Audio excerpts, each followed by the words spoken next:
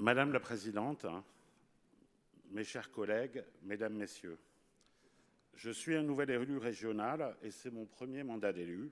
Je suis par contre depuis plus de 30 ans chef d'entreprise et j'ai créé plusieurs entreprises et je sais combien la capacité de financement est essentielle pour développer une activité économique, un projet, une collectivité. Je siège à la commission sectorielle des finances, ressources humaines, évaluation et perspectives. Je suis un petit nouveau dans cette commission et je ne suis pas encore habitué au fonctionnement de vos commissions, mais si je peux le faire, je souhaite, Madame la Présidente, vous faire part de mon étonnement dans le fonctionnement de notre commission.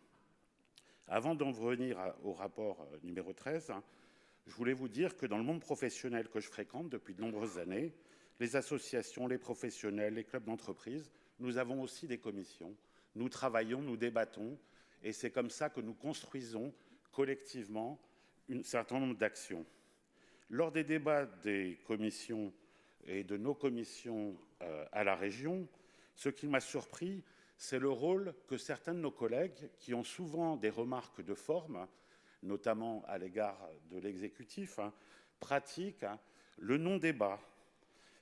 On peut, dans une commission, dire on est pour, on est contre, on s'abstient, mais la pratique régulière et courante, on ne participe pas au vote pour pouvoir après ça faire des joutes oratoires en assemblée plénière est particulièrement insupportable. Donc je voulais faire part au Rassemblement national de mon étonnement de cette façon de fonctionner dans diverses commissions. Je participe à 3 commissions et c'est le cas dans ces 3 commissions.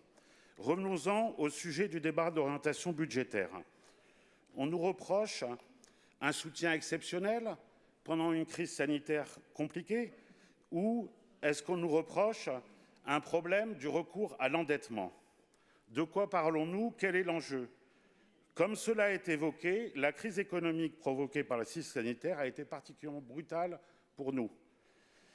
Elle a affecté principalement toutes les filières, mais principalement 2 filières très importantes qui sont le tourisme et l'aéronautique sur notre territoire, les 2 filières les plus importantes avec l'agroalimentaire et l'agriculture.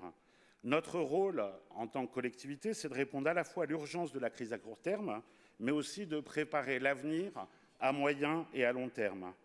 En tant que chef d'entreprise, mais en tant que citoyen, père de famille, je sais faire la différence entre la dette d'investissement et l'endettement lié au fonctionnement.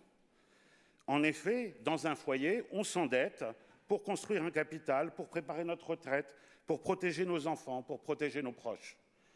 Nous savons que dans les foyers, c'est le crédit à la consommation et donc le fonctionnement qui est un facteur de risque. Et malheureusement, beaucoup de nos concitoyens y auront recours et n'ont pas de moyens pour boucler leur fin de mois. Dans une entreprise, on s'endette pour financer le développement, protéger l'outil de production et le capital humain, le matériel financier.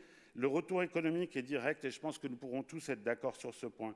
Dans une collectivité, le recours à l'emprunt est essentiel pour investir, pour l'avenir de nos infrastructures, de notre jeunesse et de nos territoires.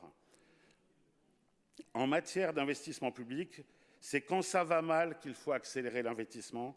C'est ce qu'on appelle une politique contracyclique et c'est ce que fait notre région. Ce volontarisme est traduit par une augmentation forte des dépenses accrues d'investissement de 28% en Occitanie, à comparer aux 14% pour l'ensemble des régions.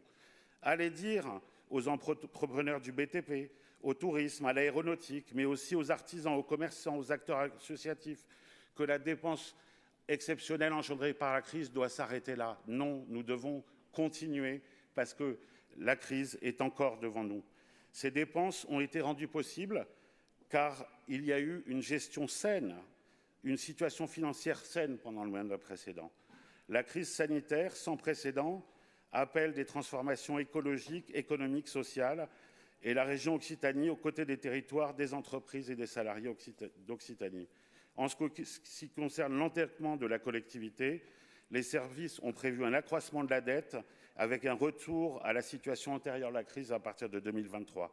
La trajectoire proposée est en phase avec nos priorités en matière d'investissement et c'est la raison pour laquelle le groupe socialiste et citoyen votera la rapporteure ainsi que tous les autres rapports de cette séquence. Je vous remercie.